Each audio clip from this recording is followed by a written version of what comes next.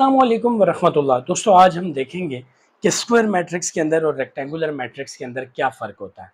दोस्तों देखो, अगर आपके पास एक मैट्रिक्स हो, जैसे फॉर एग्जांपल ये आपके पास एक मैट्रिक्स है 1 2 3 और 4।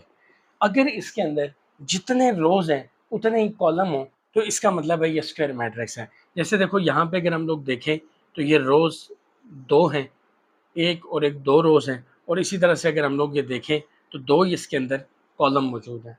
अगर आपके पास 2 ही रो हैं और 2 ही कॉलम हैं तो उसको हम लोग बोलेंगे ये स्क्वायर मैट्रिक्स है। इसी तरह की 2 और एग्ज़ाम्पल्स मैं आपको देता हूँ। यहाँ पे देखें, यहाँ पे 1 रो है और 1 क्या है, कॉलम। यानी कि ये 1 रो है और 1 क्या है, कॉलम। तो ये भी कौन-सा मैट्रिक्स है, स्क्वायर।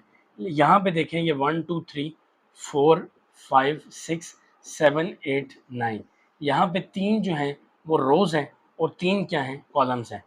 अगर कभी रोज़ और कॉलम्स बराबर हों, बराबर से मतलब है कि नंबर्स में बराबर हों, जैसे 2 रोज़ हैं 2 कॉलम होने चाहिए, और अगर 1 रो है तो 1 कॉलम होना चाहिए, और अगर 3 रो हैं तो 3 कॉलम होना चाहिए, तो ऐसा मैट्रिक्स हम लोग स्क्वायर मैट्रिक्स कहेंगे, ठीक है।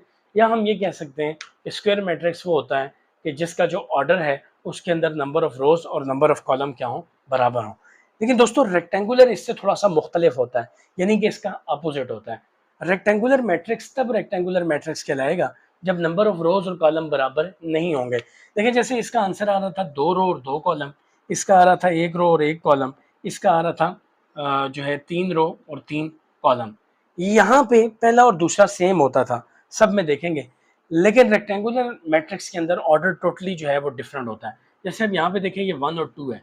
यहाँ पे आपके पास जो रो है 1 और 1 2 रोज हैं, लेकिन जो कॉलम है वो क्या है, 1। यानी यहाँ पे 2 रोज और 1 कॉलम है। इसका मतलब ये कौन सा मैट्रिक्स होगा, रेक्टेंगुलर। अभी ये क्वेश्चन देखें, यहाँ पे 1 2 3 4 5 और 6।